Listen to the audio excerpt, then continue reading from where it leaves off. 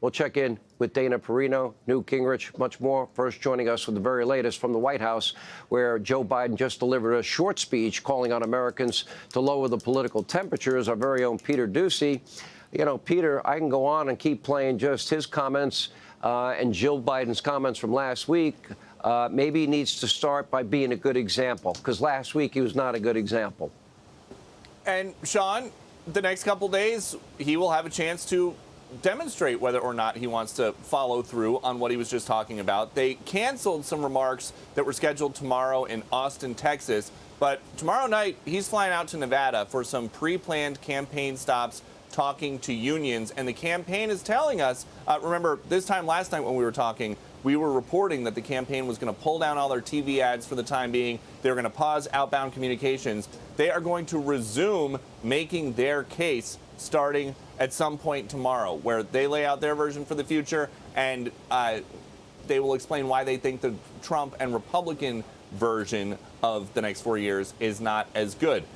But to do that, they are going to have to make some major edits to the things that they have been saying. We have heard President Biden use lots of words to describe Donald Trump since the 2019 campaign and since he has been president. Now he is just calling him Donald, and he is saying that he hopes that he is doing well. That is different. There was a lower third, as you guys were coming to me, it said the RNC is going to go on as planned. There's been a change on the Trump side, too. Selena Zito, who was a witness to the shooting yesterday, is reporting in the Washington Examiner that she just had an interview with Trump, and he has rewritten his entire convention speech to be less about Biden and more about unity. So if Joe Biden is saying it's time to lower the temperature, and Donald Trump is saying, I'm going to give a whole convention speech about unity, it is possible that this entire campaign is going to go forward a lot differently than the last couple of years.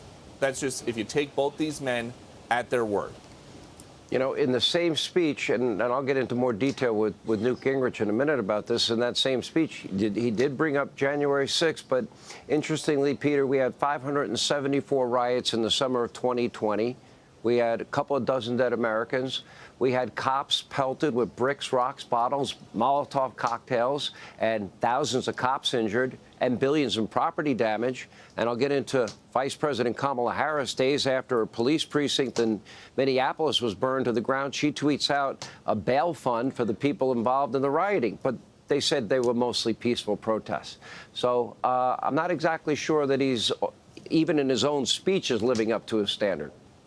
Well, it seems like they're having a tough time figuring out what the message needs to be because they know so little about the shooter. And that is unusual more than 24 hours after an assassination attempt like this to know so little. But as we understand it, the FBI has the guy's phone, the attempted assassin's phone, at Quantico at their lab, and they are not able to get into it right now. So while they are telling us that they believe he acted alone and this was a lone wolf action being investigated as an act of possible domestic terrorism, they can't see who he was talking to, who he may have tipped off about plans.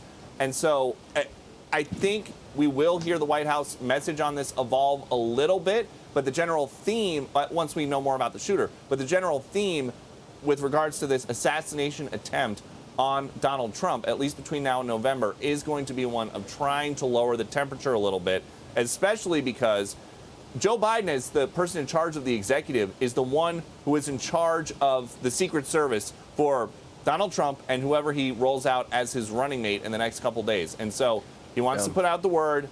This is a terrible thing that happened. He will do whatever, President Biden will do whatever he can to get them the resources that they need so that they can be safe and they can try to settle this election, according to the president tonight, on the merits of the arguments and the policies and less about personal attacks. So there have been plenty on both sides over the last several years. But both men are suggesting that maybe not so much, at least for the next couple days. All right. Peter Doocy, always great to have you, sir. Thank you. Hey, Sean Hannity here. Hey, click here to subscribe to Fox News YouTube page and catch our hottest interviews and most compelling analysis. You will not get it anywhere else.